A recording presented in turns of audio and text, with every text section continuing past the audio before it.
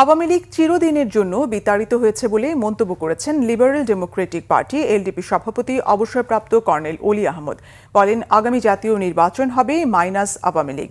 রাজধানীর মগবাজারে এলডিপির কার্যালয়ে মঙ্গলবার সংবাদ সম্মেলনে এসব কথা বলেন অলি আহমদ। তিনি বলেন, এখন একমাত্র লক্ষ্য হল সুষ্ঠু, অবাধ ও নিরপেক্ষ নির্বাচন। এই কারণে দেশদ্রোহীদের নির্বাচনে অংশ নেওয়ার কোনো সুযোগ দেওয়া হবে না।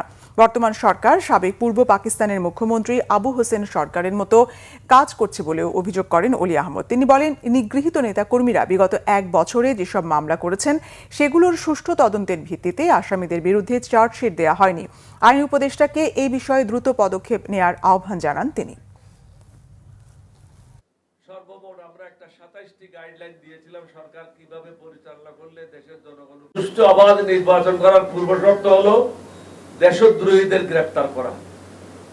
দেশদ্রোহীদের গ্রেফতার না করলে সুষ্ঠু নির্বাচন হবে না। আওয়ামী লীগের আমলে প্রায় 16,000 লাইসেন্স দেওয়া হয়েছে যেগুলির কোনো হদিশ নাই। তাহলে ধরে নিতে পারেন বাজারে প্রায় বৈধ অবৈধ 20 থেকে 25,000 বিভিন্ন ধরনের অস্ত্র বাজারে আছে।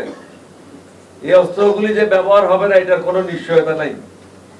স্বরাষ্ট্র মন্ত্রণালয়ের উচিত ছিল বিগত এক বছর এই অস্ত্রগুলি উদ্ধার করা, কিন্তু এই ব্যাপারে স্বরাষ্ট্র মন্ত্রণালয় সম্পূর্ণ ব্যর্থ হয়েছে।